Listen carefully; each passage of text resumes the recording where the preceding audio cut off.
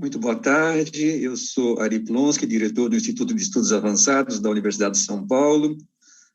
Hoje é o dia 17 de junho de 2021 e, com muita alegria, eu dou as boas-vindas aos que participarão do evento que, nesse momento, se realiza, que é um evento focalizando o tema do comércio exterior, no contexto da sessão do Brasil à OCDE. Esse evento ele é fruto de um triângulo virtuoso, que é o triângulo entre o IPEA, Instituto de Pesquisas Econômicas Aplicadas, Ministério da Economia, que tem uma revista importante chamada Tempo no Mundo, aqui representada pelo seu editor, o Pedro Silva Barros, que daqui a pouquinho nos brindará também com a sua palavra. E, por um lado, o segundo elemento do triângulo é a Universidade de São Paulo, em particular o Instituto de Estudos Avançados, que tem, além da minha pessoa, tem aqui presente o professor Alberto Pfeiffer, que foi o idealizador e será não é moderador, é instigador dessa reunião. E o terceiro elemento é a OCDE, que, por um lado, é objeto de uma edição de um dossiê da revista Tempo no Mundo e é objeto de um acordo que está sendo avançado entre a USP e essa instituição multilateral, plurilateral, mas também ela é, então, parte dessa dupla condição, não é, de ser objeto da edição da revista e parceiro, não é? Esperamos em breve nessa relação da universidade com o cenário internacional. Eu cumprimento, em particular, então, mais uma vez, o Pedro, o Gestiera, Luiz Felipe Gestiera, do IPEA, que também é aqui presente. Cumprimento o Otaviano Canuto, que sempre será apresentado, que foi um dos co-organizadores dessa edição sobre a OCDE. O senhor Otaviano, filho da nossa universidade, sempre nos atende quando a gente pede, em qualquer lugar da universidade. Cumprimento os dois articulistas que apresentarão seus artigos hoje, Daniel e o Reis.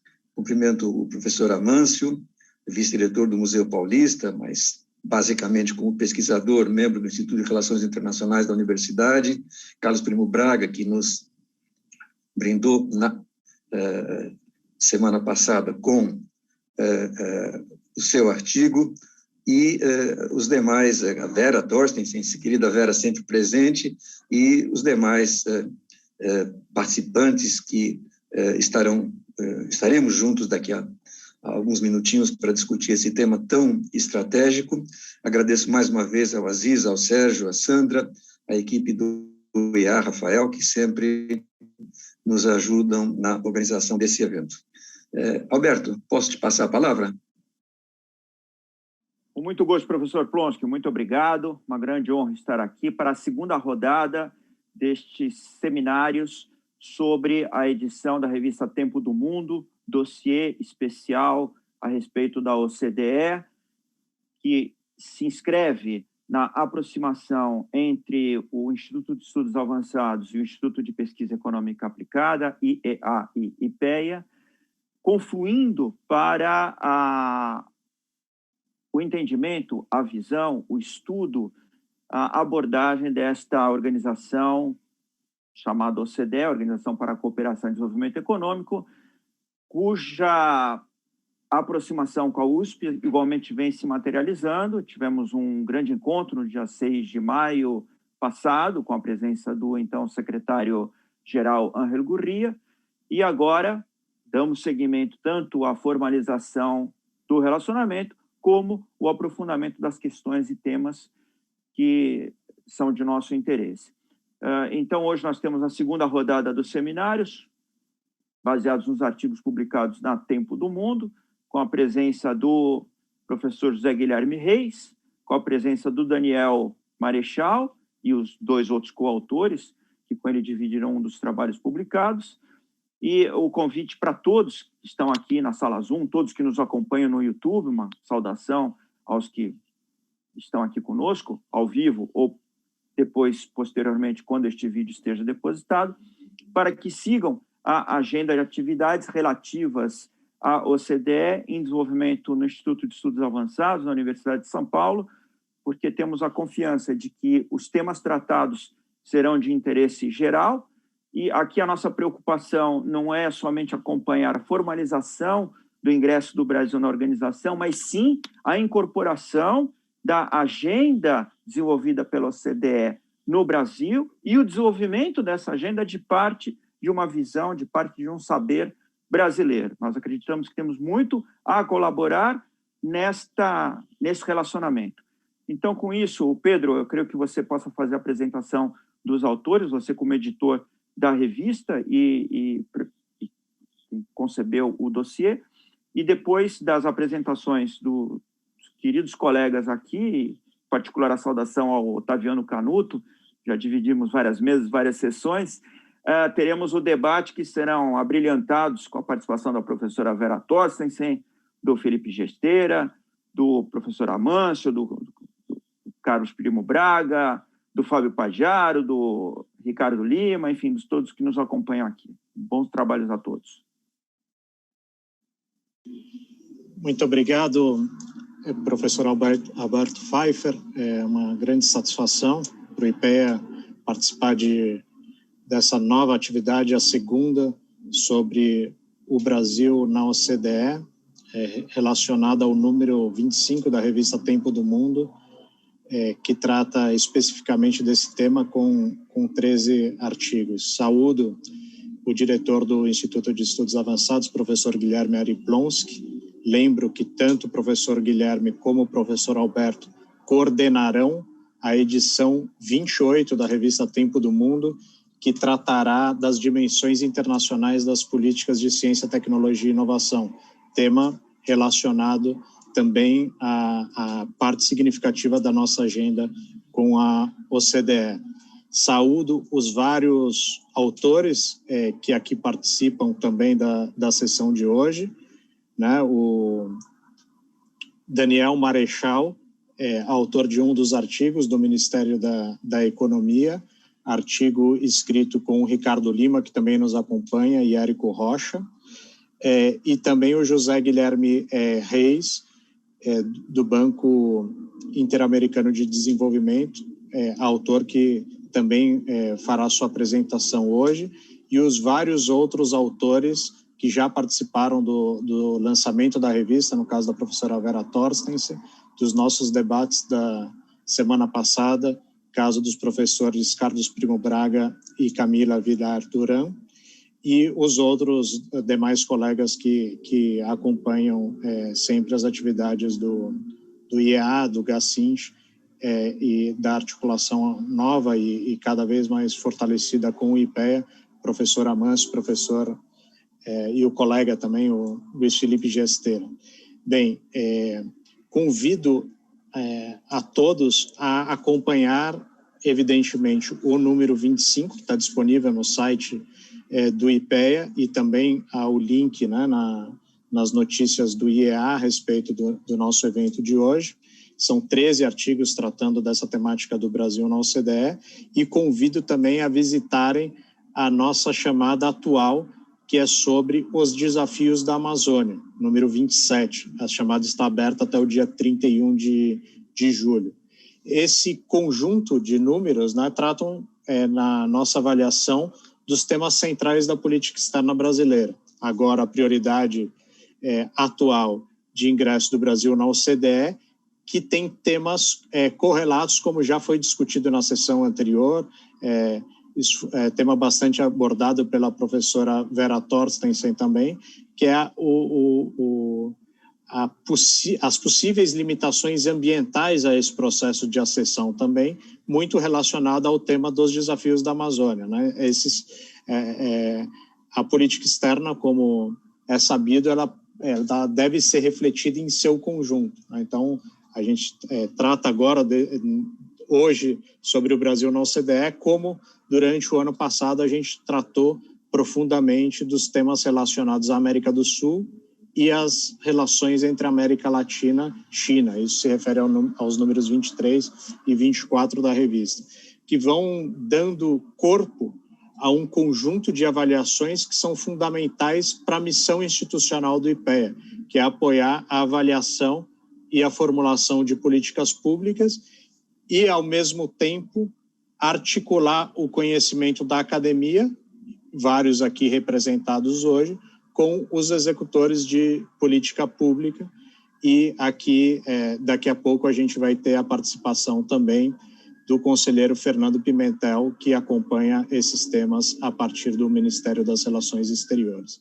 Bem, com todas essas saudações e comentários iniciais, Alberto, a gente pode começar, né, a dar seguimento. Eu passo a palavra a você novamente para a condução dos debates e a apresentação dos dois autores, começando antes pelo quem vai introduzir o tema, como já fez no artigo O que esperar da sessão do Brasil à OCDE, o professor Otaviano Canuto, que dispensa apresentações, larguíssima experiência no tema, tanto do ponto de vista acadêmico, inclusive por um breve período na Universidade de São Paulo, como na perspectiva de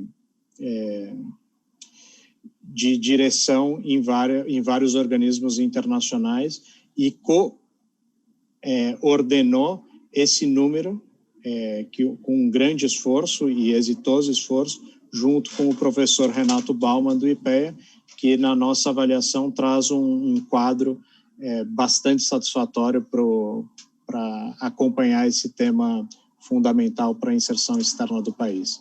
Então, passo a palavra ao professor Otaviano Canuto para a apresentação e depois o professor Alberto Pfeiffer conduzirá os debates. Boa tarde.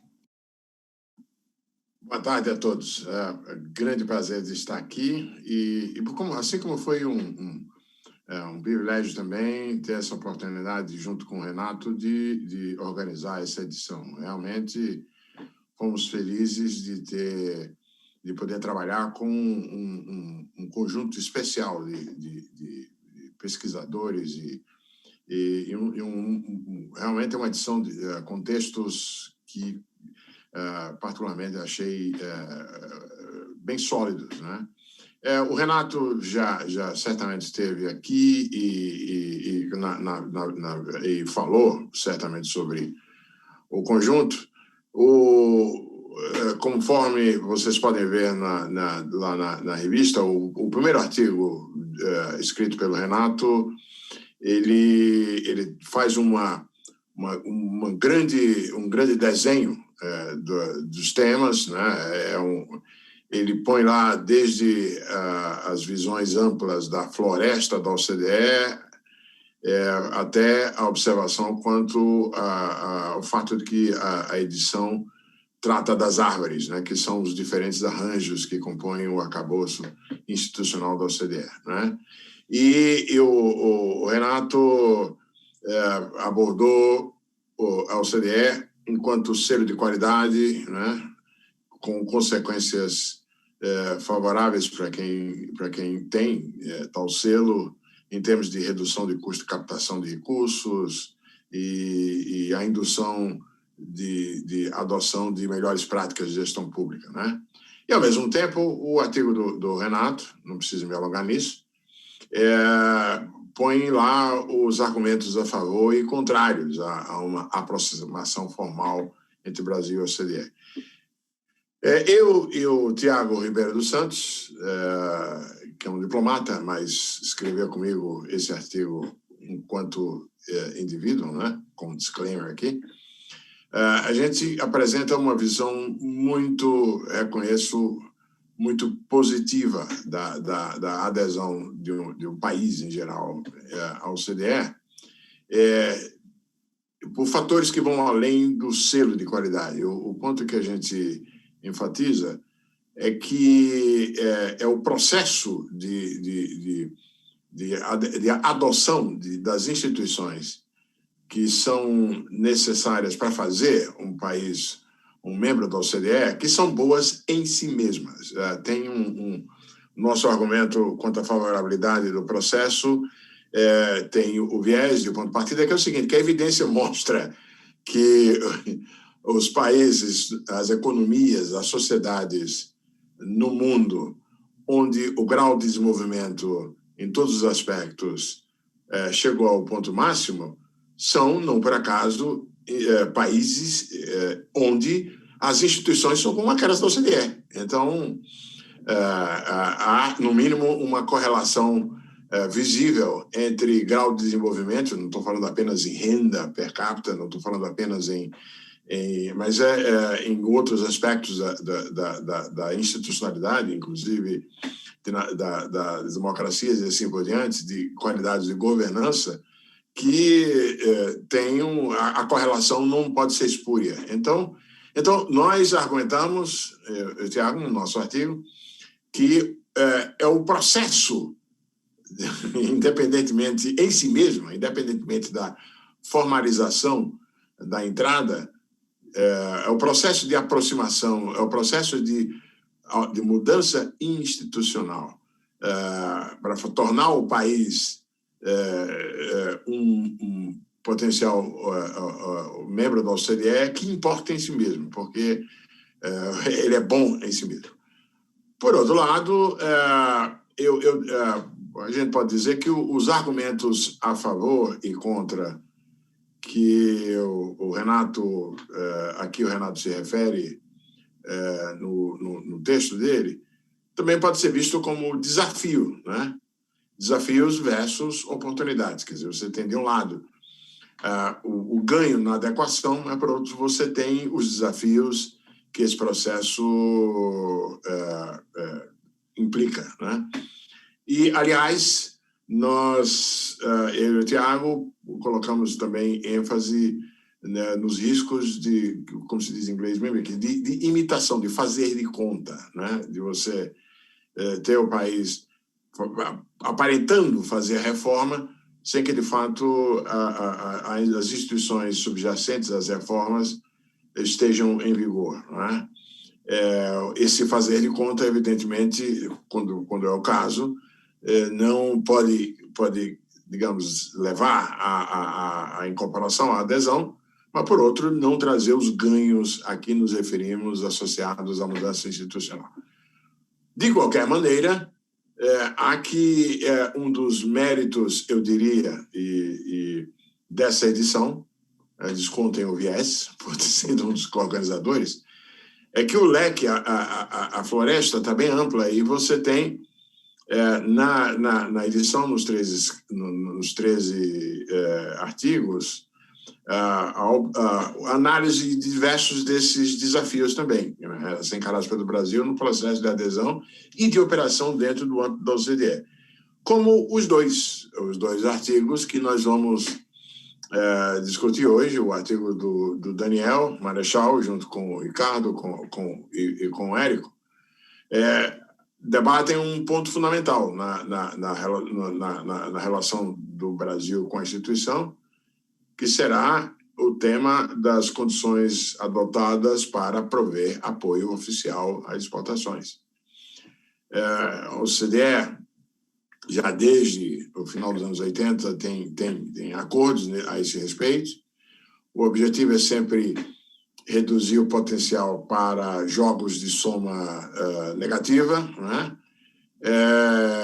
Mas, evidentemente, conforme está lá muito bem colocado no artigo deles, e certamente o Daniel vai abordar isso, a adaptação, no caso brasileiro, terá desafios.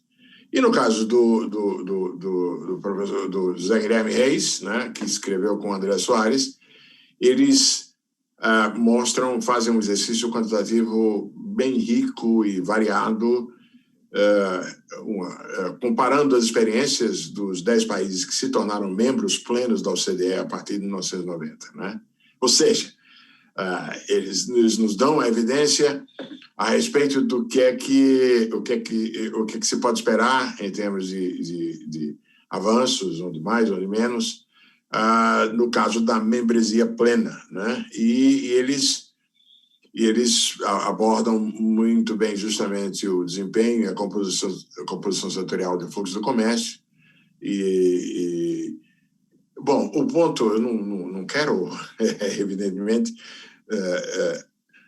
tomar frente dos autores na apresentação aqui, mas eu queria reforçar uma coisa que foi marcante, que é marcante do meu ponto de vista, como um dos co-organizadores, é o seguinte: como o Zeg e o André Soares apontam, a moeda tem dois lados, né?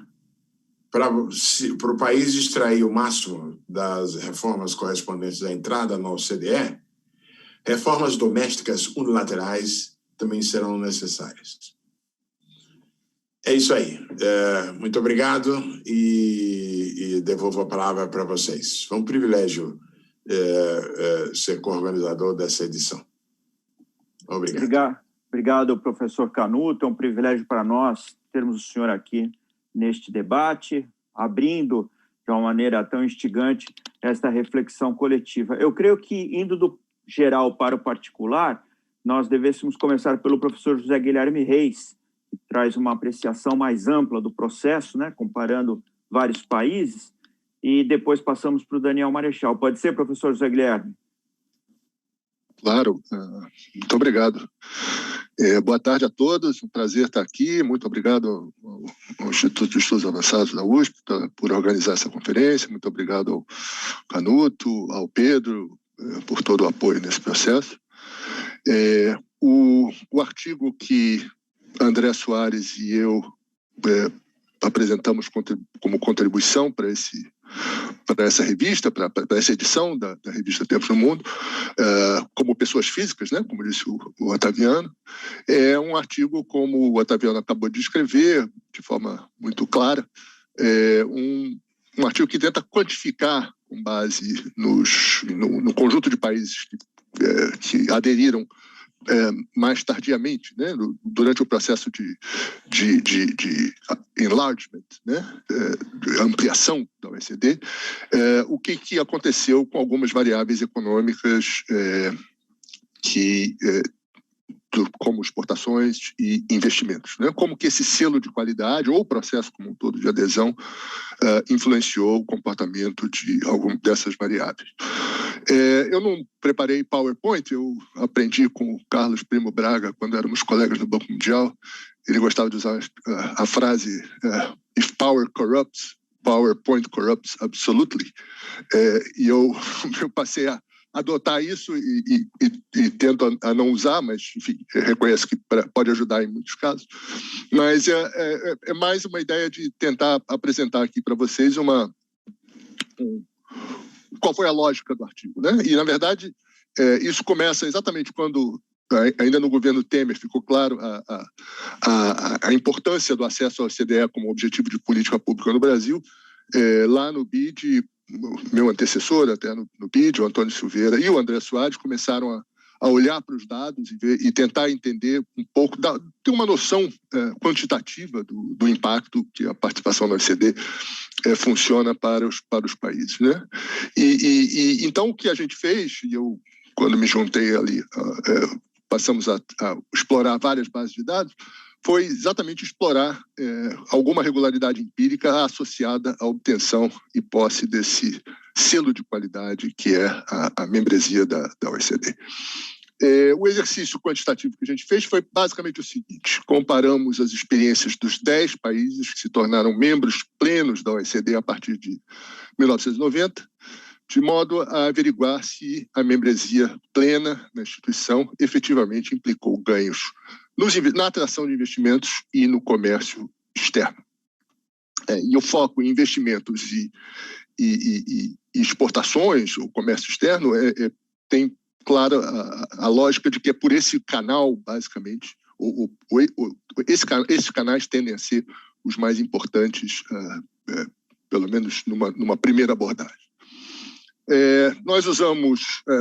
a OECD possui 34 países membros, dentre os quais 24 ingressaram no momento da sua criação, em 61, ou nos anos imediatamente posteriores, e mais 10 países ingressaram a partir da década de 90. Então, o que a gente faz é comparar a performance desses 10 países com um contrafactual, que são outros 200 países, considerando um período aí de 50 anos, mais ou menos, né?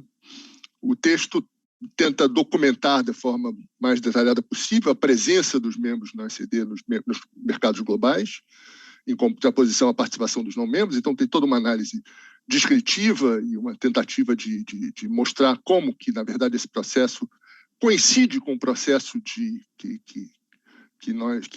é conhecido como de expansão de cadeias globais de valor, né? que eu acho que conectam de maneira bastante importante investimentos e exportações. Então, dessa forma, a gente procura, além de fazer essa exposição, trabalhar de uma maneira econométrica, né, para estimar a associação do ingresso com algumas dessas variáveis adotadas. Eu não vou entrar nos aspectos econométricos, acho que não interessa para esse debate, mas se a gente utiliza o que acreditamos ser o melhor, dadas as limitações de informação em termos de métodos econométricos, diferença em diferenças, um modelo gravitacional com efeitos fixos para a questão das exportações. E, com isso, a gente tenta identificar como que esses países se desempenharam em termos de investimentos e exportações comparados com o resto. Os efeitos que nós encontramos são positivos, são uma relação positiva, ainda que relativamente modesta, entre a adesão à organização e crescimento tanto de investimentos externos como exportações, investimentos diretos estrangeiros como exportações. Os efeitos parecem ser mais claramente identificados em investimentos. Na nossa amostra, identificamos uma expansão de 2,5% dos investimentos nos países que acederam ao OECD, em comparação com os países que não tiveram esse processo de acesso. E a relação com as exportações é um pouco menor em termos quantitativos, mas usando um método um pouco diferente, um modelo gravitacional, como eu disse, encontramos aí uma coisa da ordem de 1,1% de efeito. Eu acho que, dado o alto grau de endogeneidade, agregação envolvidos, a gente tenta, no artigo, ser bastante cauteloso e chamar a atenção de que isso deve ser interpretado como correlação, né, como padrões associados com o processo de adesão, mais do que uma identificação de causalidade. Eu acho que a gente tem que ser bastante cuidadoso quanto a isso. E nós fazemos várias sugestões de outros testes que podem ser explorados com essa base de dados ou agregando outras bases de dados para testar a robustez desses resultados. Um aspecto em particular que eu acho que a gente não testou e que vale a pena explorar é exatamente o comércio que a gente explora simplesmente na parte descritiva, que é o comércio de peças e componentes, ou partes e componentes, né? Na verdade, a lógica da conexão de investimentos e exportações, aí eu acho que, e nós discutimos um pouco isso no texto, vem por toda essa lógica de cadeias globais de valor, né? Que, na verdade, os países, cada vez para a expansão das cadeias globais de valor, não só a redução dos custos de tecnologia foram fundamentais, né, de transporte, nem preciso dizer, mas também o fato de que os acordos comerciais mundiais adotados em todo o mundo passaram a ser acordos profundos, né, deep trade agreements, né, que é um aspecto interessante que está associado à expansão das cadeias globais de valor, e basicamente porque, dado que cadeias globais de valor podem ser entendidas como fábricas que se estendem além das fronteiras nacionais, é claro que a separação das fases de produção através das fronteiras cria formas de, digamos, transbordamento das políticas públicas, né? E isso gera demandas por formas mais profundas de integração, né? Políticas nacionais que mais precisam ser disciplinadas em acordos comerciais preferenciais. Por isso é que o que se chama de acordos comerciais profundos são acordos que vão além da troca de acesso tarifário ou redução tarifária, mas vão também tratar de temas de políticas públicas mais profundas, tipo políticas de competição, políticas de mercado de trabalho, etc., etc. E acho que há algumas evidências já mostrando que, de fato, essa expansão dos acordos comerciais profundos está associada, de alguma forma, à expansão do comércio mais intimamente relacionado a cadeias globais de valor. E o comércio mais intimamente relacionado a cadeias globais de valor é exatamente o comércio de partes e componentes, né? É a troca entre empresas, é o comércio entre empresas e não o comércio, digamos, ricardiano, né? Que é o clássico. Então, eu acho que esse é algo que valeria a pena explorar mais à frente para, como eu disse, tentar dar mais robustez e explorar com mais profundidade os impactos da adesão à OCDE sobre investimentos e exportações. E, como último ponto, eu chamo a atenção daquilo que o Canuto chamou a atenção já, que os efeitos são positivos, pelo menos o que nós encontramos como associação ou efeitos, são positivos, mas são limitados, são pequenos. E acho que isso aponta para algo que eu acho que é recorrente nos vários artigos da revista, dessa edição da revista Tempos no Mundo, que foi exatamente a ideia de que a adesão à OCDE é um dos elementos, mas que, na verdade, mais importante talvez seja um processo consistente de reformas domésticas, reformas unilaterais que avancem no sentido de integrar mais a economia e o comércio, em particular, ao resto do mundo. Eu acho que essa é uma mensagem importante que nós chegamos a essa conclusão e ficamos muito contentes depois ao ler todos os artigos na revista, que é consistente com praticamente todos os outros artigos. Muito obrigado. Fico à disposição. Muito obrigado, professor José Guilherme. A sua apresentação traz o panorama geral do artigo, que efetivamente aprofunda bastante a temática dos investimentos e do comércio na OCDE. A riqueza de dados, as análises econométricas que o senhor e o coautor fazem são muito valiosas e fica a recomendação a todos que possam para que leiam o artigo. Essa sua observação à guisa de conclusão, de que talvez o elemento essencial seja a aceleração das reformas domésticas, a questão que fica é se o processo de aproximação ou de adoção do arcabouço OCDE igualmente não acelera, né? Quer dizer, há aí um diálogo, né? Não vou falar em causalidade igualmente, mas há aí uma concomitância, uma comunicação, né? São vários comunicantes. Aproximar-se da OCDE acelera reformas domésticas facilitam o processo de acessão à OCDE. Mas o Daniel Marechal e os outros dois coautores exploraram com bastante profundidade o tema do crédito às exportações no padrão da OCDE, focalizando no caso do Brasil, mais ao final do seu brilhante artigo. E o Daniel vai compartilhar conosco os achados do artigo dele, depois passaremos aos debates, e entre a apresentação do Daniel e os debates, o ministro Fernando Pimentel, do Itamaraty, que já está na sala, poderá, se quiser, fazer uso da palavra. Daniel, muito obrigado pela colaboração. Você tem aí uns 20 minutos para a sua apresentação. Obrigado, Alberto. Obrigado a todos. Queria primeiro agradecer o convite, parabenizar, né, o IPEA e o EA pela organização desse dossiê sobre a OCDE, né, e desse ciclo de debates. Acho que é muito relevante. Ao contrário do José Guilherme, eu vou fazer uma apresentação de PowerPoint aqui para facilitar. Tem alguns gráficos, talvez facilite a comunicação. E assim como o José Guilherme, também queria dizer que eu e assim como meus coautores, né, nesse artigo, o Ricardo e o Érico, escrevemos na qualidade de pessoas físicas, né? Nós três trabalhamos na Subsecretaria de Financiamento ao Comércio Exterior, da Câmara de Comércio Exterior, que é parte da estrutura do Ministério da Economia, E nessa condição nós temos acompanhado, né, o tema de crédito à exportação já há algum tempo, tanto as políticas brasileiras como no caso da OCDE, né, o arranjo da OCDE. Inclusive participamos durante essa semana, né, das reuniões por Zoom, infelizmente por Zoom, não lá em Paris, né, ainda, das reuniões do arranjo que ocorreram essa semana.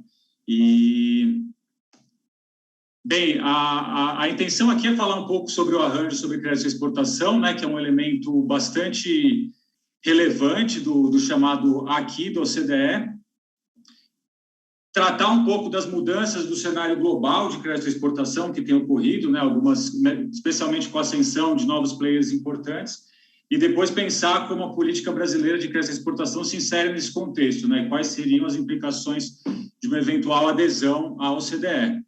Acho que vale a pena trazer uma introdução sobre o arranjo.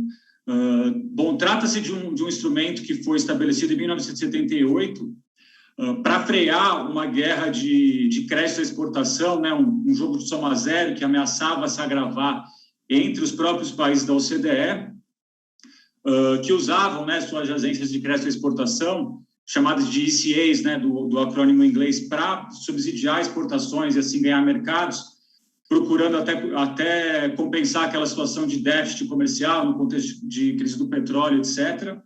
E, bem, o acordo, na verdade, assim como é o caso em outros instrumentos do OCDE, ele começa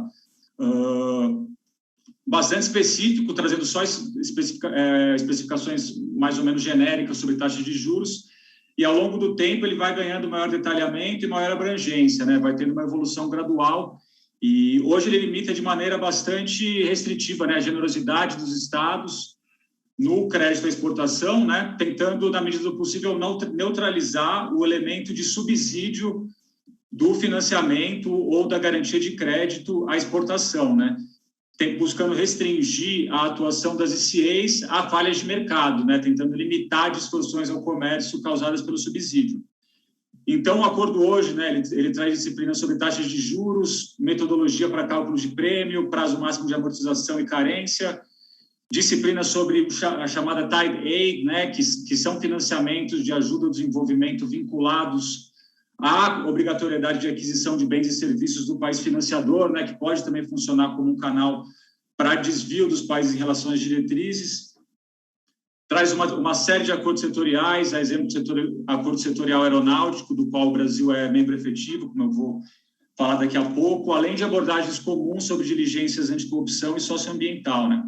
E aí o princípio, né, do acordo é essa ideia de level playing field, né, que é essa premissa de que os exportadores devem competir entre eles em termos de preço e qualidade, né, e não do pacote de financiamento, do pacote de crédito patrocinado pelo Estado Nacional que está por trás da ECA. E, de fato, né, ao longo dos anos, né, após essa evolução, né, das normas, né, a partir principalmente dos anos 80, quando passa a haver normas mais restritivas, né, no arranjo, o cumprimento das regras passa a funcionar de maneira bastante eficaz, né? Os países, em geral, seguem essas regras, o que, de certa maneira, chama atenção, né, dado que, assim como outros instrumentos da OCDE, trata-se de um instrumento de soft law, né? Ele é conhecido como um acordo de cavalheiros, né, na medida que não só ele não tem dentes, né, como a gente costuma falar, que é o caso do OMC, porque ele não tem um sistema de solução de controvérsias e nem uma sistemática de enforcement, né? Assim como a maioria dos países participantes sequer o ratificaram, né, por meio de seus parlamentos nacionais, né, de modo que as diretrizes no fundo, não são, a rigor, né, juridicamente, elas não são sequer vinculantes, né, mas ainda assim elas são seguidas. E o que a gente vê um pouco na literatura, né, uma explicação para essa eficácia a despeito desse caráter de soft law, é justamente a certa flexibilidade que essas diretrizes trazem, né, associadas a uma arquitetura, né, de compartilhamento de informações em tempo real. Então, que é esse procedimento que eles chamam de notice and match, né, que é aquela ideia de que o país participante ele até pode desviar das condições estabelecidas nas diretrizes, mas para fazê-lo ele é obrigado a notificar os demais de forma ex ante, né, antes de fato conceder aquelas condições. e os demais países têm o direito de equiparar as mesmas condições. E com isso, né, como ele é obrigado a notificar os demais de desvios e os demais podem equiparar os mesmos desvios, o elemento competitivo acaba sendo neutralizado ou, pelo menos, muito fortemente mitigado, né? Além disso, um aspecto importante, que acho que também é uma característica bem peculiar do arranjo, é que ele tem uma associação com o Sistema Multilateral de Comércio do OMC, né? Ele é conhecido como um safe haven. Quer dizer que os países que seguem as diretrizes do arranjo sobre taxas de juros estão protegidos de reclamações no âmbito do Sistema de Solução de Controvérsias da OMC. Isso porque o Acordo de Subsídios de Medidas Compensatórias da OMC, ele explicitamente excepciona os créditos à exportação que seguem as práticas da OCDE, do arranjo, da lista de subsídios à exportação proibidos. E para isso, para você se beneficiar desse safe haven, você não necessariamente tem que ser participante do arranjo ou membro da OCDE. Basta que você siga aquelas determinações, né? Inclusive, naquele famoso contencioso do Brasil e Canadá, né, no caso da Embraer e Bombardier, o Brasil ajustou, né, os programas de financiamento à exportação, né, particularmente o PROEX, especificamente para o apoio ao setor aeronáutico, para que ele passasse a refletir as disposições de taxas de juros do arranjo. E, com isso, o próprio Sistema de Solução de Controvérsias do OMC considerou que o Brasil não estava mais desviante. Ainda que houvesse, né, uma contribuição financeira por estar em conformidade com as práticas de taxa de juros do arranjo da OCDE, não seria um subsídio proibido. E aí, acho que é importante citar esse cenário global, né? Os países da OCDE, quando eles firmaram o arranjo, eram basicamente os únicos emprestadores relevantes, né? Os únicos atores relevantes no financiamento oficial à exportação.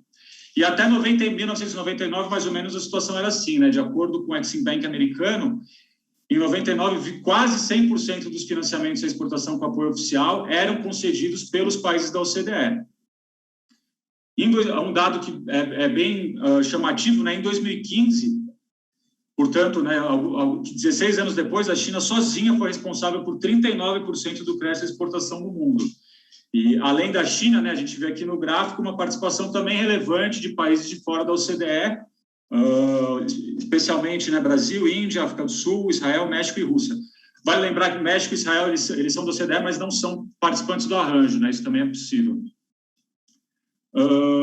E aí, bem, né, algumas características são apontadas desses financiamentos chineses, né, particularmente chineses, né, que são os mais, digamos, os mais agressivos e não seguem necessariamente as regras da OCDE, dado que eles não são participantes, não necessariamente estão relacionados à taxa de juros, mas sim, muitas vezes, a prazos de financiamento muito extensos e também essa prática chamada de blended finance, né, que são financiamentos de ajuda ao desenvolvimento associados à negociação de um financiamento em condições comerciais, né? Tudo isso no mesmo pacote negocial, né, o que acaba fazendo com que uma coisa interfira na outra, né? Então, há toda uma preocupação, né, sobre distorções ao comércio, né, a ideia de que se exportadores de países de fora da OCDE estiverem recebendo crédito com subsídio grande, eles podem deslocar os competidores dos países da OCDE, né, que estão sujeitos a uma camisa de força, entre aspas, né, colocadas pelas regras do arranjo.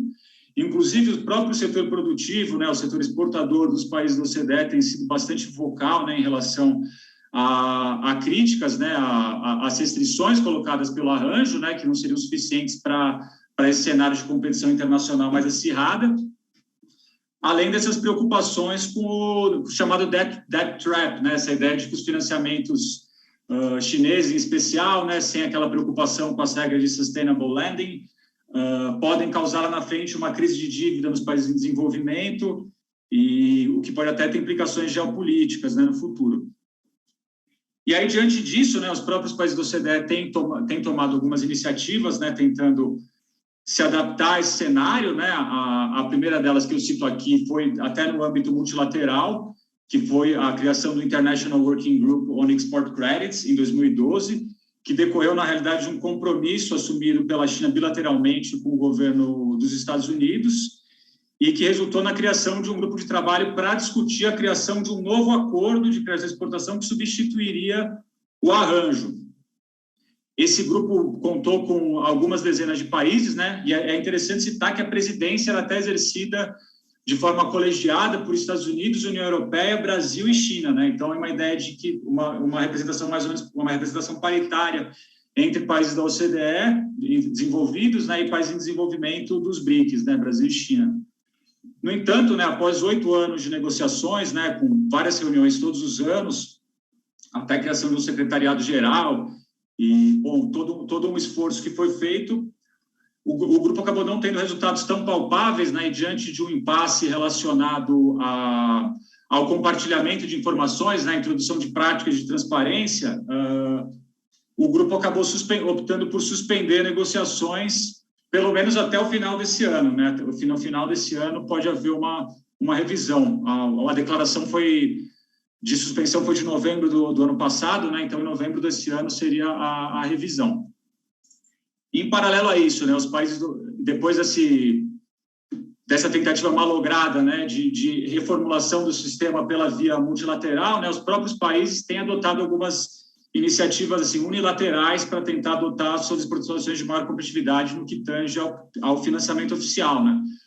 Por um lado, eles têm atuado em brechas, né, das diretrizes, portanto, com produtos não regulados. O arranjo ele regula basicamente financiamento e garantia de médio e longo prazo, a exportação, né? Então, os países têm usado, por exemplo, garantia de investimento, que a rigor não é um crédito à exportação, mas é um crédito associado ao comércio cada vez mais. Até as práticas de blended finance, né, têm sido usadas também por países da OCDE. Além disso, né, os países têm começado, até por pressões muito fortes, né, do setor exportador e dos próprios países da OCDE, eles estão engajados no exercício de reforma do arranjo, né, para flexibilizá-lo e permitir que as ICAs participantes possam ofertar condições em alguns contextos mais vantajosas, né, do ponto de vista do importador. Aí um elemento importante, né, o aumento da parcela de gastos locais. O acordo permite que, além de financiar exportações, a ICA financia uma parte dos gastos locais e um valor de até 30% do contrato de exportação, ou seja, pode financiar a aquisição de insumos adquiridos localmente, né, no próprio país do importador. E esse percentual foi majorado de 30% para 50%, né, o que traria maior competitividade, já que as ICAs da OCDE podem agora financiar mais gastos locais, né, contratação de mão de obra local, insumos, gastos de serviços relacionados à instalação de máquina e equipamento no país do importador e assim por diante. E aí um dado interessante também, né, uma iniciativa assim, de âmbito unilateral para tentar neutralizar o financiamento oficial de países de fora da OCDE e chinês em particular, né, é a aprovação pelo Congresso americano de um programa especificamente com esse objetivo, né, com um orçamento de 27 bilhões para o US Exim Bank poder conceder aos exportadores, na verdade, aos importadores de bens e serviços americanos, condições financeiras equivalentes àquelas estendidas pelas agências de crédito e exportação chinesas, né, com o objetivo de neutralizar o financiamento oficial chinês, como é explicitamente colocado. Agora, vindo um pouco para a situação do Brasil, acho que a primeira coisa que vale falar, né, sobre a participação do Brasil nesse cenário é que a nossa situação macroeconômica ela é, de certa maneira, desfavorável para a gente participar de uma guerra de subsídios, né, pela situação fiscal, também pela situação de taxa de juros, né, tendo a taxa de juros mais elevada, o subsídio para você equiparar uma taxa de juros internacional tende a ser maior, especialmente porque os programas de apoio à exportação brasileiros, eles, em geral, são dependentes de recursos orçamentários, né? Então, eles estão sujeitos à restrição fiscal, né? No caso do PROEX, né, que funciona como um programa de financiamento direto com recursos do Tesouro para empresas de porte pequeno ou intermediário, e a modalidade de equalização, né, que é um subsídio direto do Tesouro para pagar, para arcar com parte dos encargos financeiros do financiamento, né, para fazer com que a taxa de juros chegue a taxas internacionais. Além disso, temos o programa de seguros de crédito à exportação, né, que é lastreado no Fundo de Garantia a Exportações. Ainda que esse programa ele tenha receitas próprias, ele seja solvente, né, tem uma estrutura contábil de fundo, acontece que ele, por design institucional, né, pela estrutura que ele tem legal e institucional, ele sempre depende do Orçamento Geral da União para pagar suas despesas, né? Então, para pagar indenizações, ainda que ele tenha contabilmente as disponibilidades para tal, ele precisa sempre de recurso orçamentário, né? O que compete, né, com outros programas do governo dentro de um contexto conhecido, né, de restrição fiscal. Além disso, né, um programa importante é o BNDES SETSIM, né, que funciona como programa de financiamento às exportações brasileiras, que tem uma característica muito importante, que ele consegue, de certa maneira, estar insulado, né, do problema fiscal, porque ele tem uma fonte de funding própria, né, que é o FAT, e o BNDES pode captar recursos junto ao FAT e remunerá-lo pela LIBOR, né, que é uma taxa de juros internacional. Então, a ideia é a seguinte, né, embora eu acho que seja impossível pensar o Brasil participar de uma maneira super agressiva de uma guerra de subsídios, existe um conjunto de instrumentos que permite o Brasil, pelo menos, chegar perto das condições de países da OCDE. Em especial, eu pulei aqui a parte da reforma do seguro de crédito, que é importante, né? O Ministério da Economia está buscando, né, mudar o desenho institucional para que essa dependência de recursos orçamentários seja mitigada, né? Passe a existir uma estrutura de fundo financeiro para também encapsular o programa de seguro de crédito à exportação da questão orçamentária. E aí, por fim, entrando na questão, num cenário de adesão do Brasil ao arranjo como participante pleno, né? A plena adesão do Brasil às diretrizes da OCDE. Importante dizer que o Brasil, até por aquela questão do safe haven, já utiliza muitas balizas que vêm do OCDE. No setor aeronáutico, em particular, a adesão é plena, mas mesmo para os demais setores, as disciplinas de taxa de juros e metodologia de cálculo de prêmio de risco já é seguida. Prazo de financiamento, nem sempre há algumas discrepâncias, mas é um ponto que eu chamo a atenção, essa questão do gasto local, né, que é muito importante. Como eu falei, o arranjo permite agora que os países financiem até 50% do contrato de exportação em gastos locais. A legislação brasileira veda o apoio a gastos locais, né? E assim, certamente essa não seria uma reforma legislativa fácil, né? Dado que tem toda uma questão política, né? Em você justificar, até legitimar perante a sociedade, né? E, enfim, essa questão de você usar recursos públicos para financiar a aquisição de bens e serviços no exterior, produzidos no exterior. Então, é algo bastante complexo. E o Brasil, o que ele faz por não ser membro do arranjo, é eventualmente não necessariamente ele cobrar a parcela à vista, né, como uma forma de mitigar essa diferença. E a OCDE obriga a cobrança de parcela à vista, ou seja, se o Brasil fosse parte integral do arranjo, ele seguiria com essa vedação doméstica, né, aos gastos locais, ao mesmo tempo em que ele teria que fazer uma cobrança de parcela à vista, ou seja, né, ele acabaria ficando com uma situação competitiva um pouco pior em relação aos demais, né? Outra potencial desvantagem, né, o desafio, está relacionado à questão do IWG. Como eu falei, o Brasil faz parte da presidência colegiada, e para isso, né, naquele contexto, ele tinha, né, uma posição independente, né, não era membro da OCDE naquele processo. A questão é se isso ainda é relevante, né, dado que o acordo está suspenso, né, não é claro se ele vai ser retomado no futuro. E aí, por fim, né, para terminar numa nota positiva, né, entrando nas vantagens, né, eu acho que um ponto muito importante é, se você for seguir as diretrizes, é bom que você esteja participando do arranjo, porque assim você se beneficia também daquela estrutura de troca de informações em tempo real. Então, por exemplo, os Estados Unidos têm um programa específico para competir com o financiamento chinês, ele vai ter que notificar o CDE de quando em quando que ele vai ofertar condições desviantes para fazer o matching com a prática chinesa. O Brasil ter conhecimento disso em tempo real é relevante para a calibragem, né, dos próprios programas brasileiros. Além disso, a uniformização de práticas com países da OCDE tem tanto um efeito positivo domesticamente, né, na medida em que você legitima a política pública, tanto perante a sociedade como também órgãos de controle, por exemplo, né, na verdade, na medida em que você segue balizas que têm o selo de melhores práticas internacionais, e também facilita, em certa medida, até a cooperação das políticas brasileiras com agências de crédito e exportação estrangeiras, né, via, por exemplo, cofinanciamentos e compartilhamento de risco. Se você seguir, né, todas as práticas de diligência socioambiental e anticorrupção, é muito mais fácil, né, você atuar em parceria o que é particularmente importante, né, no contexto de cadeias globais de valor, né, em que você tem valor agregado de uma série de países em uma única exportação, né? Então, é possível que haja esse cofinanciamento e compartilhamento de risco.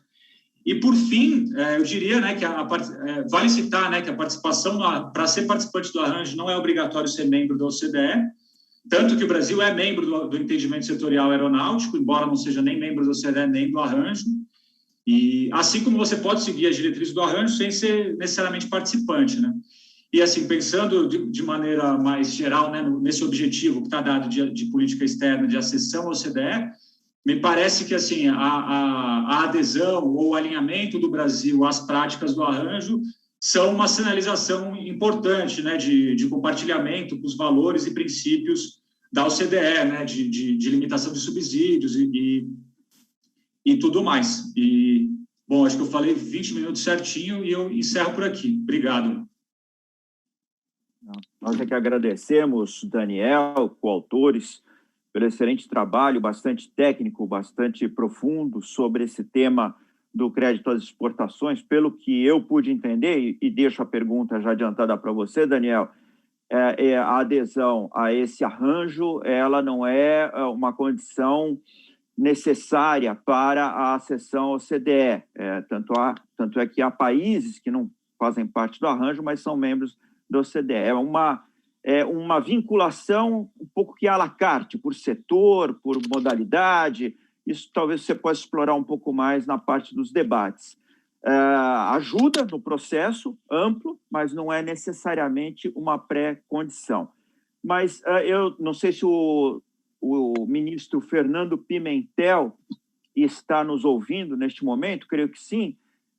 Ministro, eu gostaria muito de agradecer ao senhor a presença, a participação nesse espaço virtual.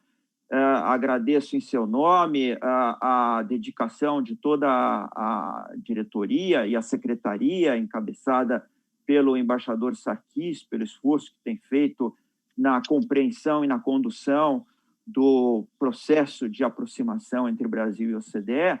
E deixo, então, com esse agradecimento, a palavra franqueada ao senhor para uma breve saudação aos aqui presentes e ao registro deste empenho do Itamaraty no processo de aproximação com a OCDE. Muito obrigado pela sua presença.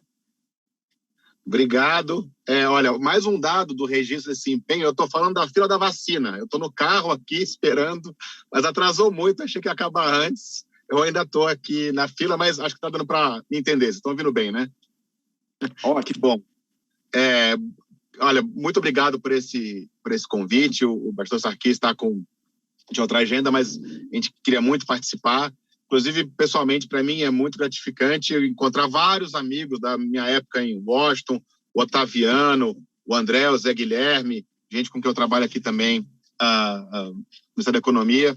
É muito bom ver tanta gente pensando a OCDE, que é efetivamente pelo menos na minha área, a principal prioridade, né? E tem, assim, um horizonte de impacto enorme.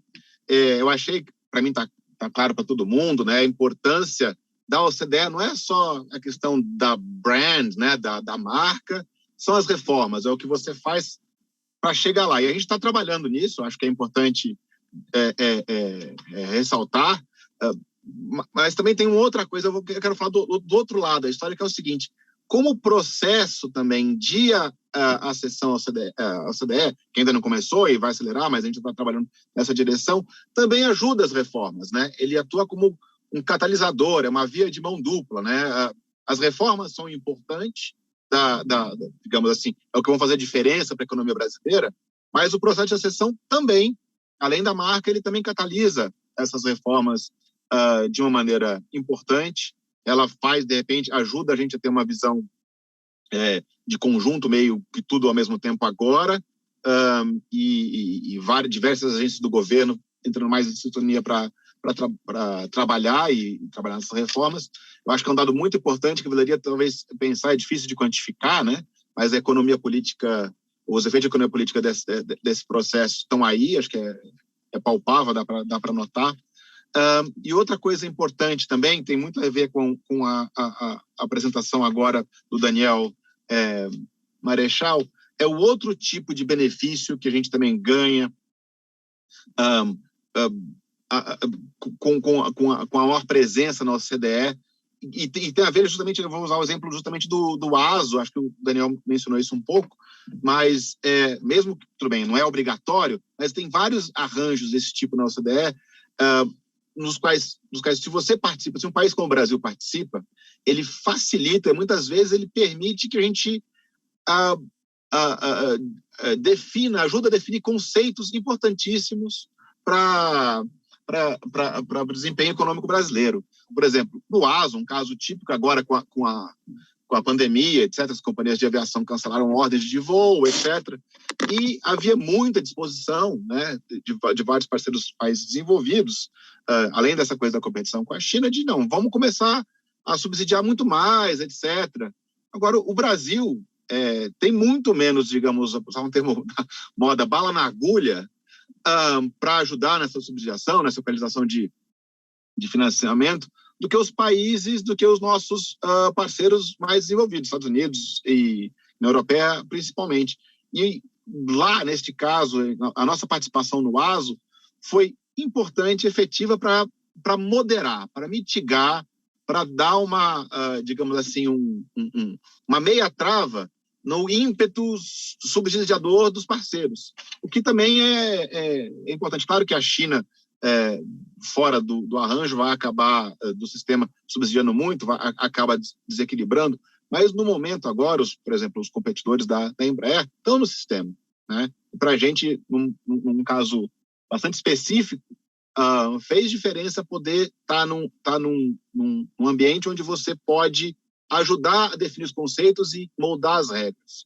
Esse é um outro aspecto também muito importante, eu acho, que é o do benefício porque vai ter dois benefícios. Tem as reformas para entrar e o benefício da participação continuada, que também é uma coisa muito importante de ser ressaltada. A gente participará melhor, com mais, digamos, profundidade, dos novos arranjos, da feitura dos novos conceitos. Era isso, eu não quero tomar mais tempo, eu não sei se o meu telefone ainda está aberto. Eu continuo acompanhando, né? Eu posso ter que parar para tomar vacina, só isso, prioridades. Mas muito obrigado pelo convite, e o MRE, o DEC, a SCAEC, do Impactor Sarkis, está sempre aberto para esse debate, para esse diálogo, a gente acha muito interessante e muito proveitoso. Obrigado.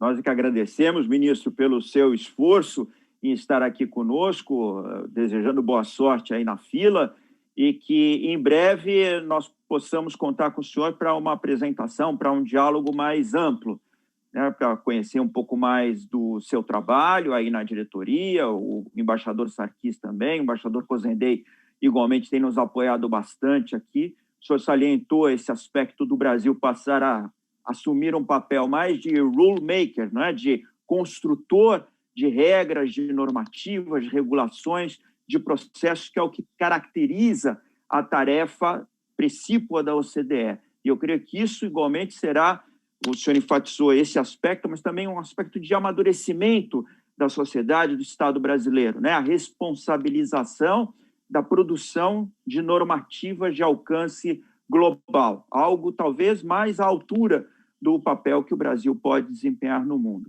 É claro que isso é um processo de educação, de aprendizado, mas no âmbito amplo da OCDE, isso certamente será verificado e com aspectos positivos para o nosso país. Mas muito obrigado pela sua presença, participação, boa sorte aí na fila, que ela ande rápido e que o senhor esteja vacinado também proximamente.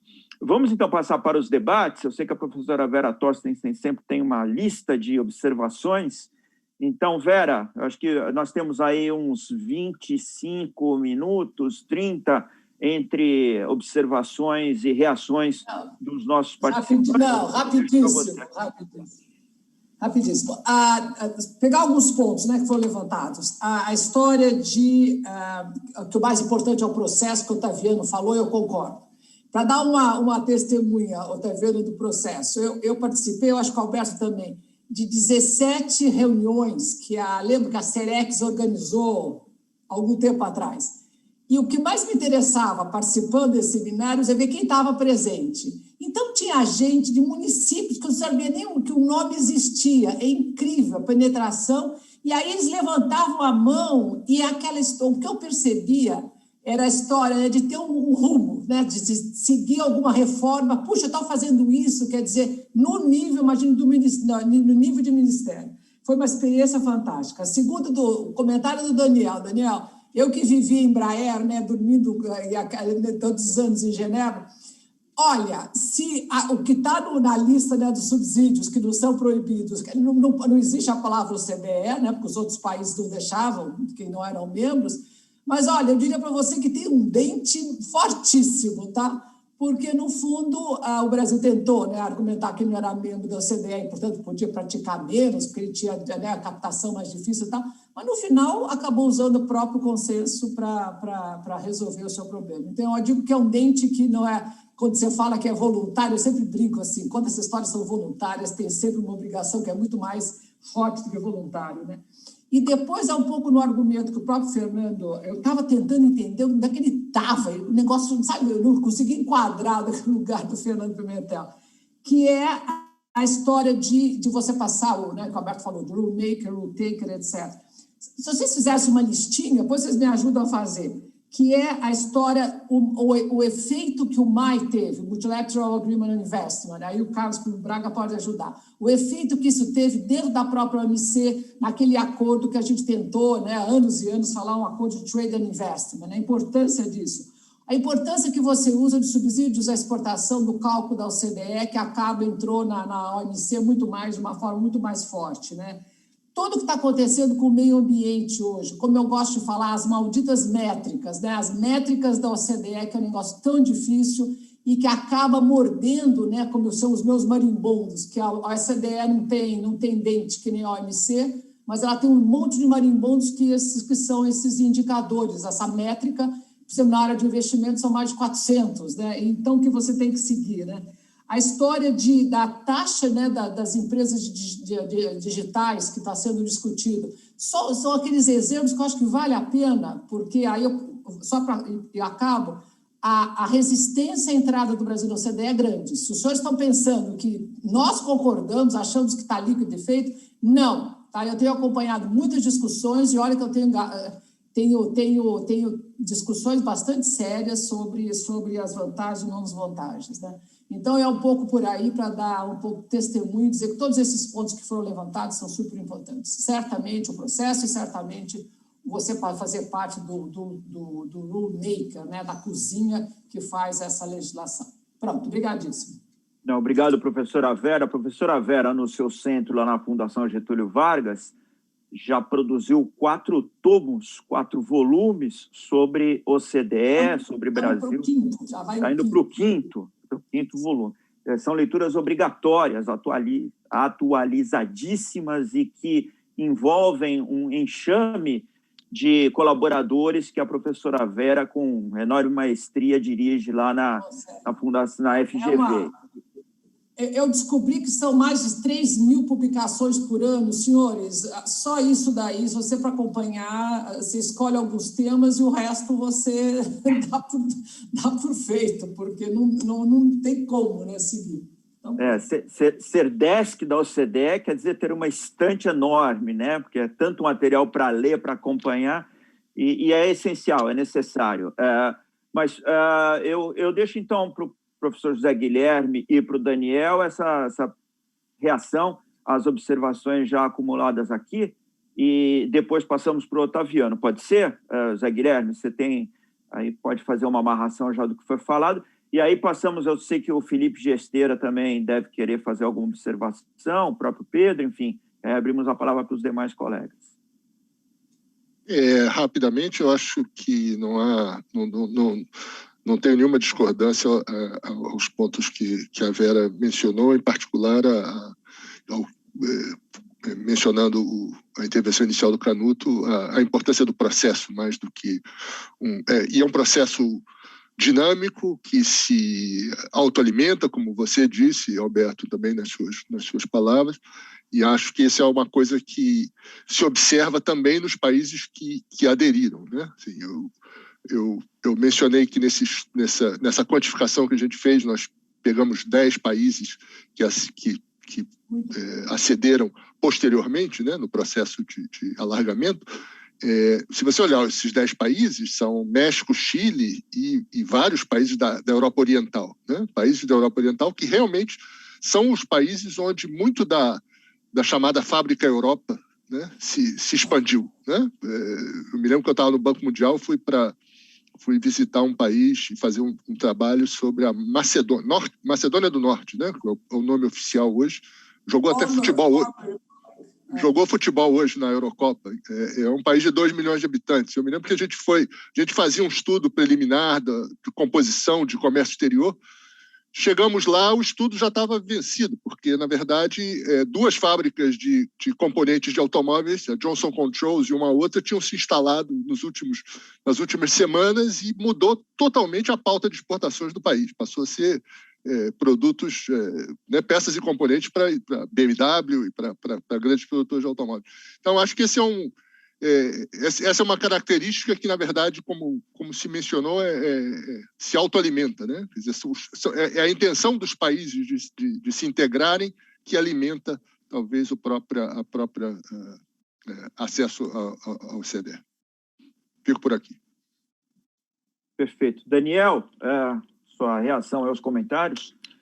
Não, primeiro, respondendo seu questionamento, né, sobre a obrigatoriedade, né, de ser participante do arranjo, de fato, exceto pelo entendimento setorial aeronáutico que tem participação do Brasil, né, que não é membro da OCDE, os participantes do arranjo, na verdade, são um subconjunto, né, do grupo de participantes da OCDE. E basicamente, né, o que, pelo menos assim, numa leitura dos dados, né, sobre os países que financiam exportações e têm CIEs mais atuantes, né, o que me parece que os países que não participam do arranjo e são da OCDE são justamente aqueles que não têm uma atuação tão grande. Lembrando, né, que a OCDE atua especialmente na exportação de médio e longo prazo, né, acima de 2 anos, né, então são países que têm, né, exportam mais bens de maior valor agregado, máquinas, equipamentos, atuam em exportação de serviços, etc., né. A única exceção talvez seja o México, né, que aderiu nos anos 90, salvo engano, na época não era um grande financiador de exportações, hoje ele tem uma atuação um pouco mais incisiva, né, mas ele participa do arranjo como convidado, né, assim como o Brasil, no mesmo status que o Brasil. No entanto, sendo o Brasil um país que ele tem uma relevância relativamente grande, não tanto, foi até um pouco mais relevante alguns anos atrás, né, a atuação do BNDES, do seguro de crédito, já foi maior do que é hoje, mas ainda assim tem um histórico de atuação importante, tem um papel super importante no financiamento do setor aeronáutico, em particular, né? Me parece que assim, a adesão do Brasil ao arranjo, ou pelo menos as suas diretrizes, seria, do ponto de vista assim, reputacional e de mostrar credenciais positivas para o OCDE, algo bastante positivo, ainda que eu não tenha certeza, né, no processo negocial, se isso se configuraria como uma condição sine qua non, né? E até entrando, acho que esse ponto que o Fernando Pimentel citou, né, da participação na formulação dos normativos, de fato é muito interessante, né, ainda mais agora desse contexto que está tendo uma discussão sobre reforma do arranjo, havendo a possibilidade de ter assento, né, na tomada de decisão, né, algo que você, de certa maneira, consegue levar as decisões de uma forma que talvez limite, né, o potencial de subsídio e tudo mais. Lembrando que o custo para o Brasil de financiar a exportação tende a ser mais alto que para os demais, dado o custo de captação, né, do sistema financeiro brasileiro, né, as taxas de juros, etc., né, e tratando do ponto do ASO também, nessa questão de credenciais positivas para o OCDE, eu acho que até como testemunho pessoal, né, como eu falei, eu já participei de algumas reuniões dos participantes, né, e do próprio ASO. O Brasil exerce lá um papel de liderança técnica nas discussões que eu acho que é muito interessante. Eu acho que é uma das áreas da OCDE que o Brasil tem um papel mais ativo e que mostra realmente muita liderança, que eu acho que é algo que traz credenciais bastante positivas para o Brasil na organização. E aí, por fim, eu queria entrar nesse comentário da Vera, né, sobre os dentes, né? Acho que a gente pode dizer que o arranjo, de certa maneira, ele usa os dentes do OMC, né? E de fato, o anexo ele não faz referência explícita à OCDE, ele fala de forma mais ou menos cifrada, né? Um acordo de tantos países celebrados que vai tratar o arranjo de mais de 6 países, eu nunca entendi, o que é 6, né? Mas, é quase uma charada, né? Um jogo de adivinhação, né? Que a gente sabe a resposta.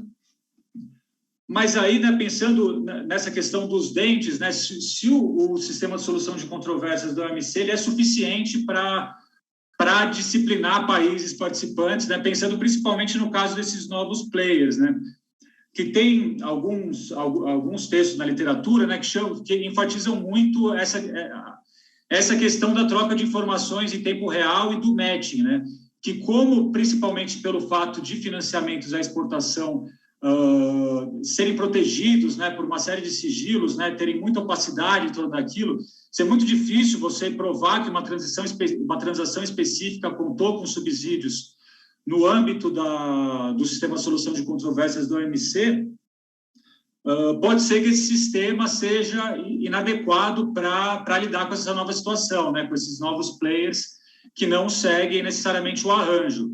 E até por isso, né, esses países da OCDE buscaram essa iniciativa do IWG, né, para substituir o arranjo trazendo para a discussão os países de fora. E acho que era isso que eu queria comentar, por enquanto. Muito bom, Daniel. Só um esclarecimento para o pessoal que nos acompanha. ASO é a sigla que se refere aos subsídios para o setor de aviação e aeronáutica, certo? Só para o pessoal que está acompanhando aqui. E a outra pergunta, aqui é uma pergunta muito tópica para você, o arranjo se refere à exportação de bens industrializados somente, ou também à exportação de serviços? Para mim não ficou claro. As únicas... Ele cobre financiamentos de médio e longo prazo, né, acima de 2 anos, financiamentos e garantias, para bens manufaturados, né, portanto, bens agrícolas não entram na disciplina, e nem bens e serviços relacionados ao setor de defesa. Então, defesa e agricultura estão fora. O restante, tudo que for financiamento acima de 2 anos, crédito acima de 2 anos, estão incluídos no escopo. Tá ok. Obrigado, Daniel. Bom, nós temos mais ou menos uns 10 a 15 minutos remanescentes. O Carlos Primo Braga ainda está na sala, se ele quiser fazer alguma pergunta. Acho que o Otaviano também terá alguma observação. Vejo que a professora Janina Onu, que é diretora do Instituto de Relações Internacionais, também está aqui conosco. Se ela quiser fazer uso da palavra em algum momento, também está franqueado a ela. Otaviano, você quer falar agora? Carlos, enfim... agregando aqui ao debate. O Carlos é que está com mais restrição de tempo. Mas eu deixa eu fazer só... Bom, gostei muito, tá muito rica a conversa.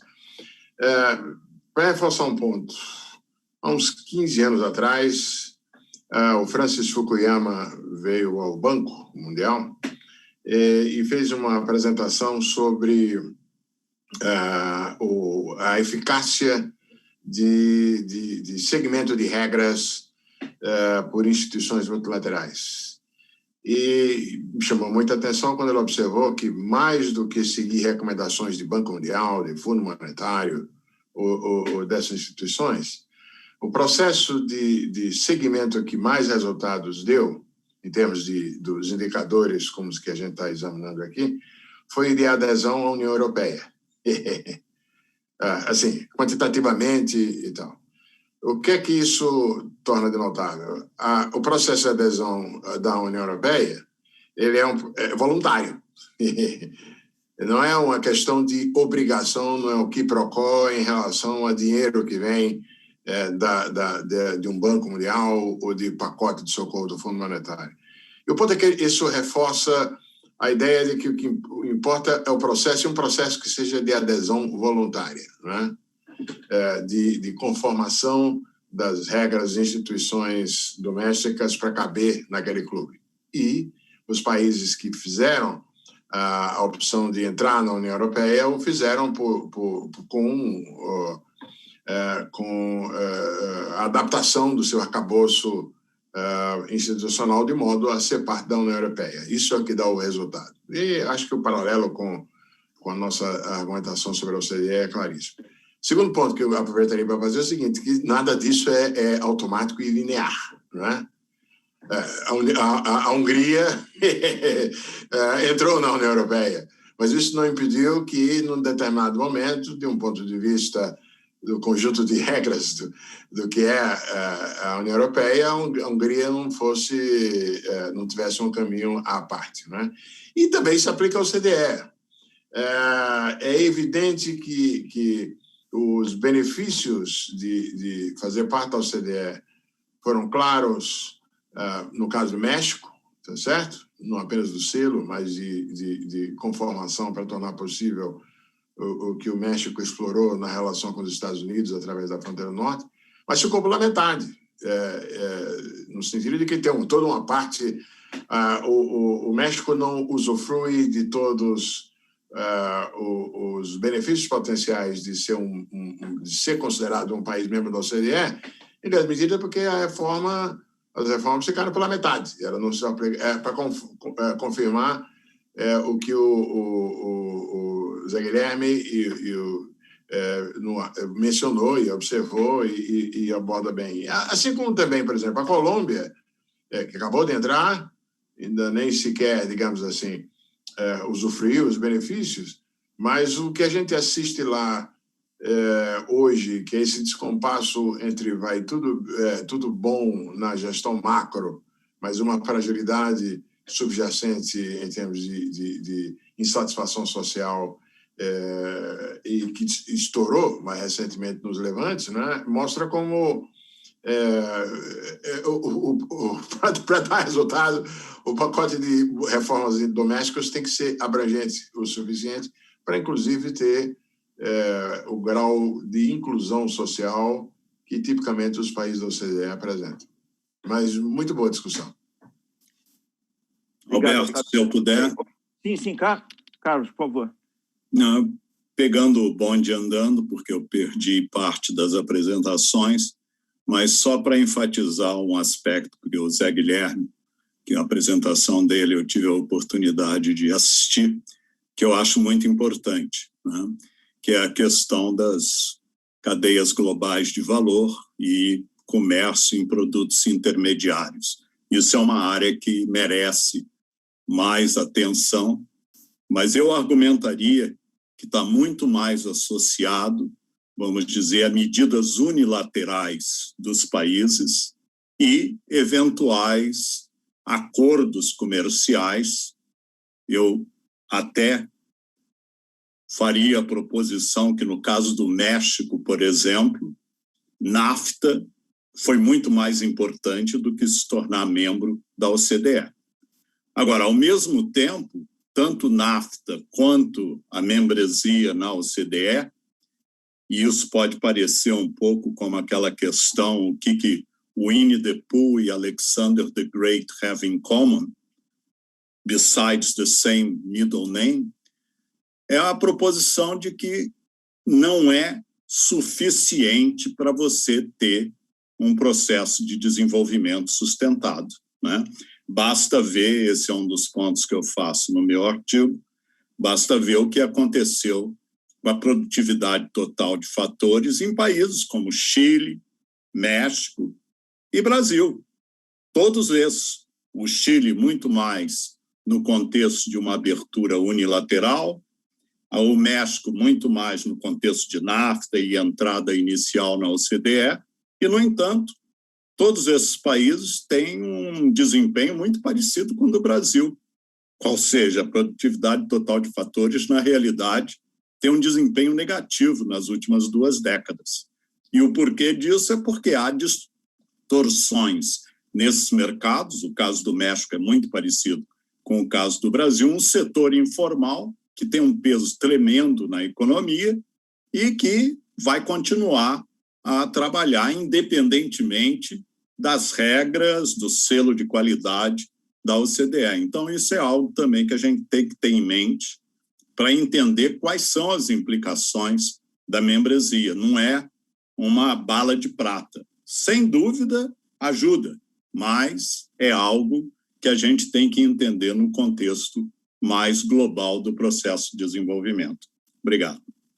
Não, perfeitamente. Não é uma bala de prata de maneira alguma. Eu acho que nem poucas pessoas falam sobre o processo de adoção das disciplinas da OCDE nesse sentido. O caso do México, eu tive a sorte de acompanhar, fiz minha tese de doutoramento sobre a incorporação, né, do México, a construção do NAFTA, né, e os impactos para o México, e certamente era uma condição necessária para o desenvolvimento mexicano, mas não suficiente, né? A condição suficiente eram as reformas domésticas que poderiam e foram, de alguma maneira, estimuladas pelo ingresso ou pela construção do NAFTA, mas não eram definitivamente a bala de prata, né? Eu acho que não existe, né, Carlos? Não existe bala de prata.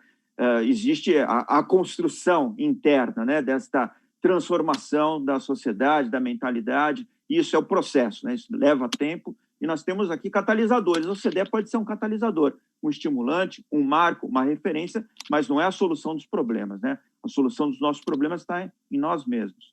Mas eu não sei se mais alguém tem algum comentário, quer fazer alguma observação. Felipe, você quer participar, fazer alguma observação aqui? Não. Apenas saudar e me congratular aí com as excelentes apresentações que houver. Obrigado. Fazer um comentário, Alberto. Pois não, Pedro, claro. Então, aproveitar para divulgar também, já divulguei bastante a revista, mas no IPEA, na diretoria internacional, né, que eu e Gesteira participamos, a diretoria está preparando 6 estudos bilaterais do Brasil, relações bilaterais do Brasil. Já foi divulgado faz um mês aproximadamente, o primeiro que é sobre Brasil-Índia, o próximo sobre Brasil-Rússia, nas próximas semanas. Em agosto está programado Brasil-Argentina e depois Estados Unidos, China e França. O que eu comentaria aqui é justamente relacionado ao tema da Argentina, né? No debate da semana passada já houve uma pergunta nesse sentido, sobre OCDE e Mercosul, né? Se eu bem recordo, e tem mais relacionado aos créditos à exportação, que foi o tema central do nosso debate. O crédito à exportação do Brasil tem esse perfil que já foi bem discutido aqui, intensivo em alguns setores, como a indústria aeronáutica, mas tem também um peso muito importante para o comércio intra-regional, né, para a América do Sul, que é justamente a região que o comércio do Brasil tem caído mais, né? Então, por exemplo, a nossa corrente de comércio com a Argentina, que é esse estudo bilateral que a gente está começando a preparar, há 10 anos era de 40 bilhões de dólares, hoje está em 16, então uma queda imensa, né?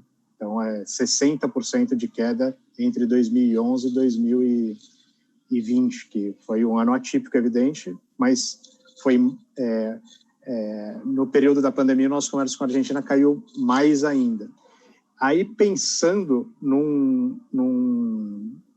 e aí deixo a pergunta, né, aos dois colegas, o Daniel, que tem trabalhado com esse tema a partir do governo, e o José Guilherme a partir de um instrumento multilateral.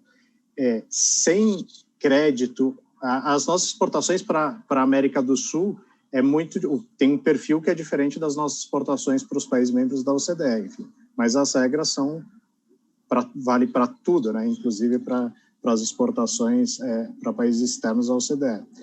Agora, é possível, vocês veem que num período próximo, sem crédito à exportação robusto, a gente consiga recuperar o espaço que a gente já teve no comércio intra-regional, ou seja, é possível exportar mais para os países vizinhos, que a gente tem perdido o espaço para os países vizinhos nas exportações industriais, não principalmente para os países membros da OCDE, mas principalmente para a China. Então, é possível recuperar esse espaço de exportações para os países vizinhos dentro dos limites de crédito à exportação aqui discutidos hoje, ou não? Não tem nenhuma relação esse ponto que eu coloquei?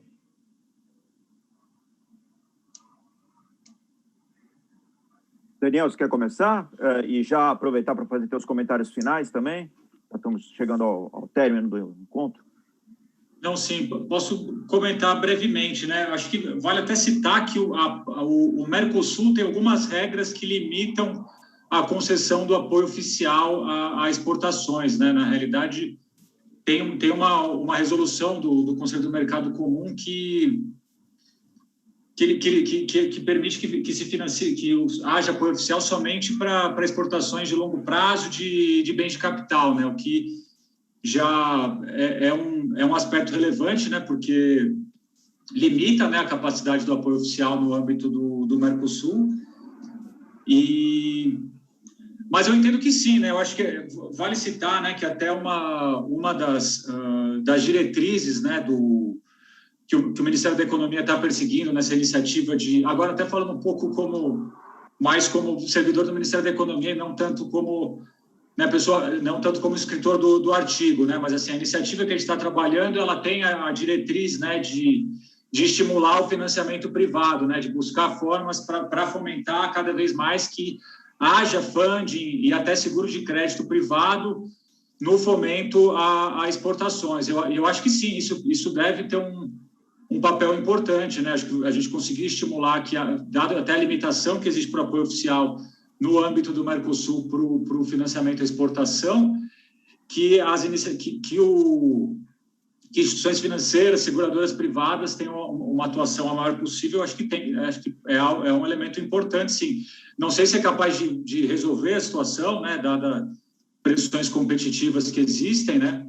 Mas eu acho que é um aspecto certamente bastante importante. Obrigado, Daniel. Zé Guilherme, suas observações sobre essa questão que o Pedro levantou e observações em geral. Eu acho esse ponto que o Pedro levantou muito, muito relevante. Eu acho que integração regional é um elemento, acho que indispensável de uma estratégia de integração mais ampla, né? Eu acho que eu não vejo vejo menos como desvio de comércio e muito mais como um trampolim, algo que de alguma forma beneficia e complementa a integração. E acho que uma parte importante da integração industrial brasileira é na região, como o Pedro acabou de mencionar. É óbvio que não... eu acho que acompanha o processo de mudança global e está associado ao crescimento da China, etc., a perda de relevância das exportações brasileiras, da integração brasileira, da corrente de comércio brasileira com a região. E acho que isso acho que passa por muitas coisas, não é só crédito à exportação, né? É pensar como que os acordos comerciais podem conversar entre si, né? Como que regras de triangulação podem ser superadas. Enfim, há toda uma agenda que eu acho que, e aqui faço uma propaganda, acho que o BID tem trabalhos importantes nessa área, né? Uma agenda de integração regional que eu acho que pode se beneficiar de acordos comerciais que tenham menos regras conflitantes entre si do que tem hoje em dia. Acho que há bons documentos nesse sentido. E acho que um pouco do caminho para a integração brasileira passa por aí também. Obrigado pelo convite e gostei muito de participar desse debate. Obrigado, Zé Guilherme, pelo paper, pela apresentação, pela participação no debate. Otaviano, não, claro, Otaviano, você, por favor, você tem aqui a palavra conclusiva. Eu só queria fazer uma observação também, como eu já disse, achei muito boa a discussão. O seguinte, no ponto sobre o retorno de financiamento subsidiado e a questão regional, toda a questão de custo e benefício. Porque esse mesmo argumento que o Pedro levantou também foi o mesmo para justificar aqueles financiamentos subsidiados via BNDES, tá certo? Para exportação de longo prazo para a África e outros clientes na região. Tá? Isso tem custos. Isso depende, inclusive, da taxa de retorno social disso. Se a China faz ou fez, não quer dizer necessariamente que a mesma equação de custo-benefício de tirar recursos públicos, sacar da dívida pública para financiar subsidiadamente exportação de longo prazo para os nossos vizinhos, é necessariamente um cálculo positivo. É preciso ter sempre o alerta disso. Tá? Era isso que eu queria concluir. Muito bom, Otaviano. Agradeço. Então, professor Plonsky, não sei se o senhor ainda está aí na sala com condições de fazer o encerramento, mas creio que, dado o adiantado da hora, Pedro, nós possamos já, então, providenciar a finalização do encontro, agradecendo as apresentações do Otaviano, do José Guilherme, do Daniel e dos respectivos coautores, trabalhos muito consistentes. Reforçamos a sugestão de que os que tenham interesse que se dirijam a Tempo do Mundo. O acesso é franqueado, é gratuito, pelo site do IPEA, o dossiê da OCDE é o número 25. Reforçamos também o convite aos que nos acompanham de que olhem as chamadas para os próximos volumes da Tempo do Mundo e que procurem contribuir com sugestões de papers, de artigos que tenham a ver com os seus âmbitos de atuação. Aqui, do ponto de vista do IEA e do nosso projeto sobre a OCDE, prosseguiremos com as conversas, com os debates, com os seminários, sempre com apoio e a parceria do IPEA, o Pedro, o Felipe Gesteira, e aqui a saudação ao Ivan, que dirige a área internacional do IPEA, com a professora Vera Torstensen, com o Carlos Primo Braga, com o ministro Fernando Pimentel, com o coronel Fábio Padiaro, que está aqui também conosco, a quem saúdo. Enfim, todos os colegas que estão aqui nesta sala azul, que estão nos acompanhando. O esforço de conhecimento da OCDE é um esforço multidimensional, interdisciplinar, é um processo dinâmico, que acho que é uma terminologia que nós estamos aqui consensualmente adotando e que demanda essa atenção, esse trabalho constante. Eu reitero algo que me parece importante. Não é o caso, né, Otaviano, da gente ganhar a carteirinha de sócio da OCDE. O fato é quanto nós poderemos colocar em prática o que de bom, de virtuoso tem a OCDE e quanto possamos colaborar para o aprimoramento da normativa, da regulação das regras da OCDE, para que venham ao encontro do nosso projeto de desenvolvimento. O Brasil não é um país trivial. Alguém aqui mencionou países menores, né, cujo impacto na economia global e no concerto da OCDE é diminuto. O Brasil vai fazer diferença. Ele tem um peso específico em algumas temáticas, mais do que em outras. Então, a nossa tarefa, a nossa obrigação é ainda mais importante e, por isso, a necessidade de estarmos atentos e trabalhando juntos nesse sentido. Conhecer a OCDE, colocar em prática as boas instruções que dali emanam e influenciar a transformação dessa organização em algo que venha ao encontro dos nossos anseios. Muito obrigado a todos, a todas que participaram deste Espaço Zoom, que nos acompanharam pelo YouTube, os que nos assistam posteriormente também um agradecimento pela atenção e fica então encerrado o evento. Obrigado, boa tarde a todos. Muito obrigado. Um abraço. Obrigado a todos. Obrigado, pessoal. Boa tarde. Valeu, Alberto. Obrigado, pessoal. Boa tarde.